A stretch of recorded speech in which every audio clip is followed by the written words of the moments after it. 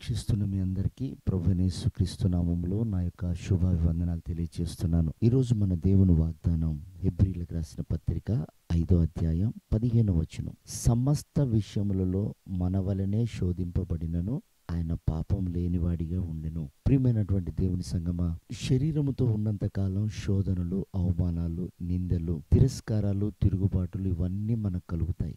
యేసు ప్రభు కూడా శరీరధారిగా ఉన్నప్పుడు ఆయనకి మనలాగే మనం ఎలా అనుభవిస్తున్నామో అవన్నీ కూడా ప్రభు అనుభవించారు. అయితే విచిత్రం ఏమిటంటే ఆయన అవన్నీ అనుభవించి పాపము చేయలేదట. అంటే ఆ శ్రమలు, ఆ తిరస్కారం అంతా కూడా ఒక క్రమంగా అనుభవించాడు. ఎందుకంటే ఇది తండ్రి అనుమతి వలన నాకు కలుగుతుందని తిరస్కారం చేసే వారి మధ్యలో వారిని వ్యతిరేకంగా మాట్లాడలేదు. దూషించే వారి ఎదుట బదులు పలకక మౌనంగా అప్పగించుకున్నాడు. చిత్రహింసలు చేస్తున్న వారి మధ్యలో వారి పిడిగుద్దులకి, అవమానాలకి అప్పగించుకున్నాడు. ఎందుకంటే ఇవన్నీ కూడా నా గ్రంథములో లిఖితమాయను అన్న సత్యాన్ని ప్రభు తెలుసుకున్నారు. కనుక ఆజ్ఞను తప్పకుండా వాటిని పాటించారు. కనుక తనలో పాపం లేదు. ఈ రోజున ప్రియ దేవుని బిడ్డలారా, మనకి శోధనలు వస్తున్నాయి, సమస్యలు వస్తున్నాయి, మనం వాటిని ఎదుర్కొంటున్నాం. కానీ ఒకవేళ ఒక వ్యక్తి గురించి ఇలా జరిగిందనో, ఆ వ్యక్తిని బట్టి నాకు నింద కలుగుతుందనో,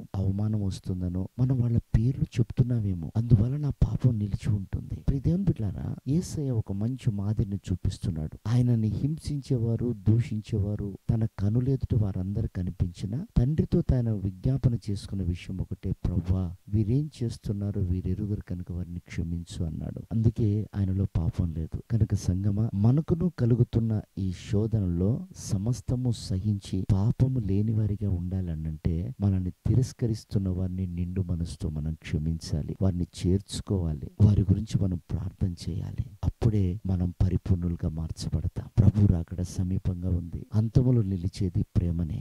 ఆ ప్రేమను మనం కాపాడుకోవటానికి ఆయన మనకు చూపిన మాదిరిలో నడిచి ఆయన రాకడకు మనం సిద్ధపడదాం. ప్రభు అట్టి కృప మనందరికీ దయచేయను గాక. ఆమేన్.